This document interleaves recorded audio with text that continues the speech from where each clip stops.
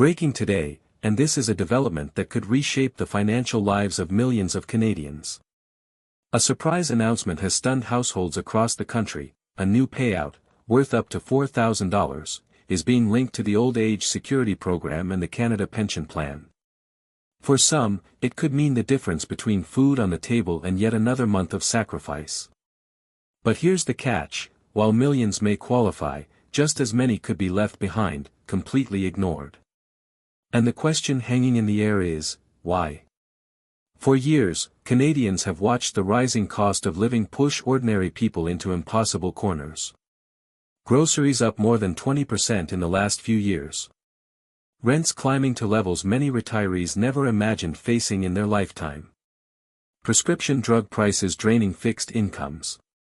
Families quietly helping aging parents cover hydro bills. The reality is simple: OAS and CPP were never designed to carry this kind of weight in today's economy. But with the announcement of these $4,000 emergency payouts, hope has suddenly collided with controversy.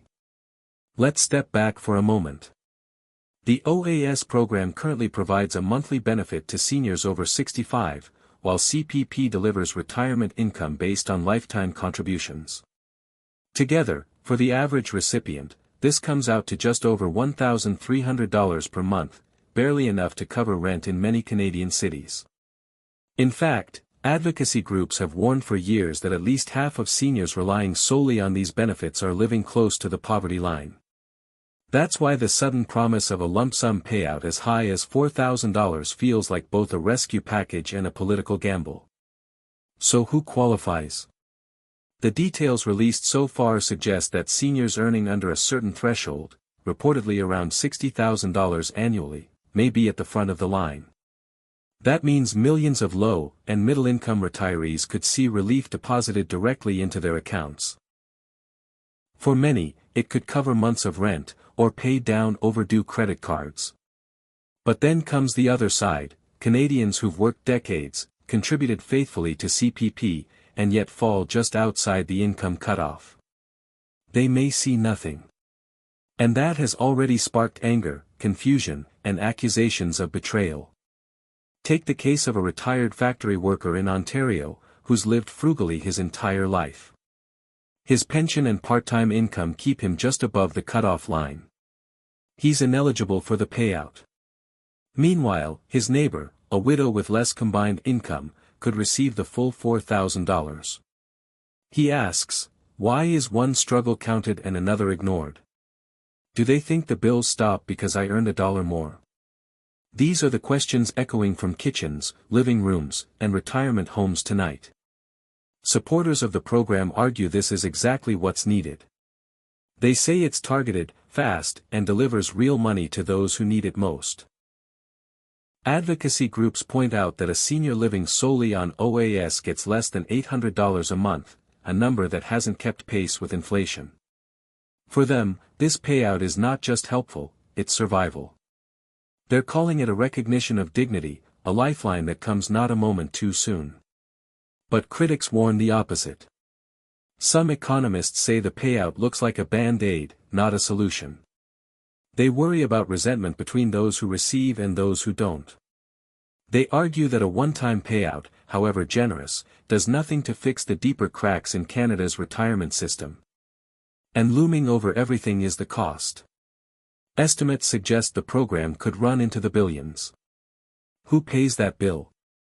Is this sustainable, or is it a political move designed to calm public frustration in the short term? What we do know is that the government has set out a tentative timeline. Applications, for those who must apply, could open within weeks. Payments may roll out in staggered phases, potentially before the end of the fiscal year. Officials have hinted at automatic eligibility for those already enrolled in OAS and CPP, but nothing has been confirmed. And that uncertainty is creating even more anxiety. Canadians want to know, will it land in my account, or will I be left waiting, excluded, frustrated yet again? To put this into perspective, let's imagine what $4,000 really means. For a senior in Vancouver, it could cover 2 months of rent. For a couple in rural Manitoba, it might pay for winter heating costs plus a year's worth of groceries. For someone battling chronic illness, it might mean uninterrupted access to medicine. These are not luxuries. These are the basics of survival. That's why the stakes feel so high, and why emotions are running hotter than ever. We've also seen growing stories of seniors who are quietly working past 70, not because they want to, but because they must. Standing at grocery store checkouts. Delivering newspapers. Cleaning offices at night. They thought retirement meant rest, but rising prices shattered that expectation. To them, this payout feels overdue recognition of decades of contribution. But to others, the question remains, why should dignity depend on a one-time check? Already, debate is flaring among politicians. Some insist this is a bold step toward fairness. Others accuse the government of creating a two-tier retirement system. Even among Canadians themselves, there's tension. Families of those who qualify feel relief. Families of those who don't feel ignored, abandoned, almost punished for doing slightly better. The emotional divide is growing, and it's hard not to see this as a moment of reckoning for how we treat aging Canadians. And yet, despite the questions, despite the criticisms, there is a quiet current of hope tonight. Because for millions, this payout, whether it arrives in weeks or months, represents something bigger than money. It represents recognition. It represents the idea that seniors are not forgotten, that their struggles are finally visible. One retiree in Alberta put it best, it's not just the check. It's the message that we still matter. What happens next will define the legacy of this decision. Will it be remembered as a lifeline in hard times, or a rushed promise that deepened divisions? Will it lead to permanent reform of OAS and CPP, or vanish as a one-time political gesture? Those questions remain open. But one thing is certain, the conversation about retirement, dignity, and fairness in Canada has been reignited like never before. Tonight, millions wait with hope, others with anger, all with uncertainty. A $4,000 promise has been dangled before a nation of seniors. For some, it will be delivered. For others, it will not.